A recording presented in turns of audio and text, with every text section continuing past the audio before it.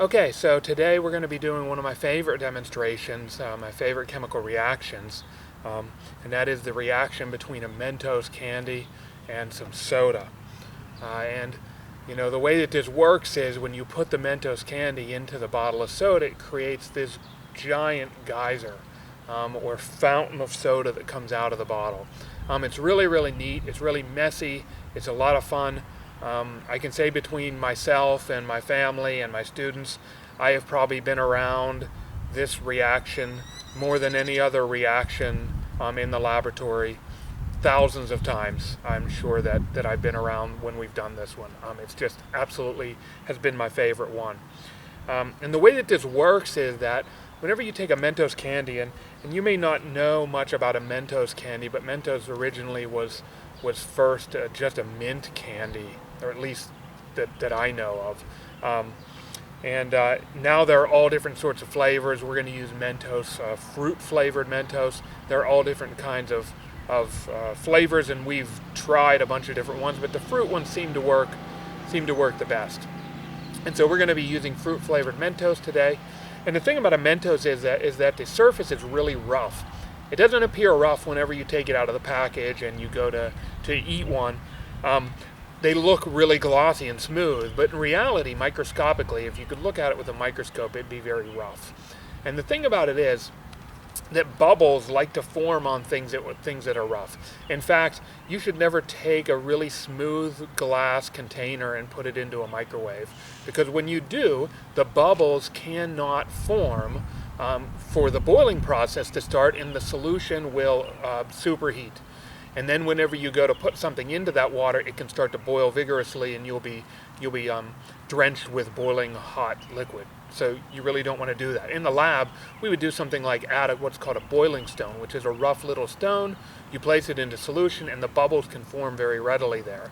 And so the Mentos is sort of like the boiling stone for our particular reaction. The bubbles can form at the surface of the Mento. So your soda is saturated with carbon dioxide. It's got a gas dissolved inside of it, and that gas wants to come out. So as soon as you open the bottle, you'll hear the rush of the soda, of the carbon dioxide leaving that solution. Or even better yet, they put a little bit of pressure of carbon dioxide inside of the bottle to keep it nice and carbonated. So when you put that Mento in, all right, that carbon dioxide, the carbonation in that soda that we like so well, it will form bubbles on the surface of that Mento as it falls down, and suddenly you have this gas which has a significantly larger volume than when it's dissolved in the soda. And that large volume will cause there to be pressure to build up in the bottle, and it will force the soda out of the top. We're actually gonna help it along a little bit. We're gonna use this little, what's called a geyser tube. Steve Spangler, if you're into chemical demonstrations, he does a lot of these and sells these geyser tubes. So I've got a whole bunch of them.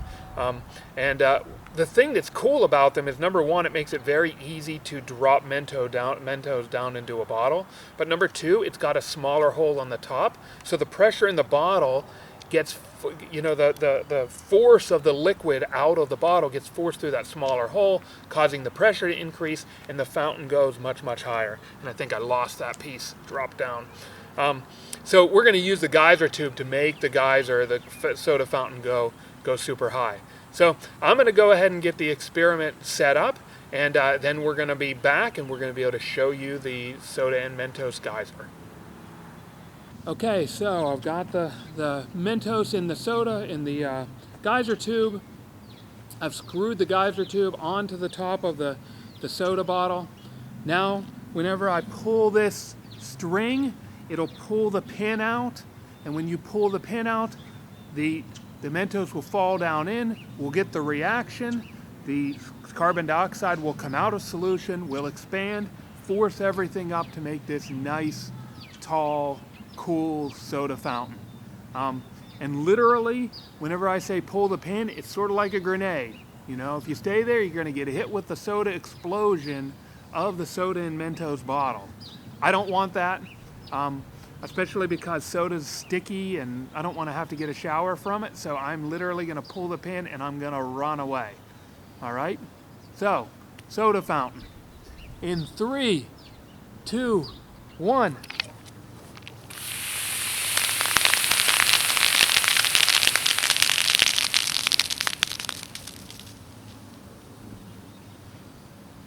I just love watching that soda fountain. It's just fun to watch and super, super cool.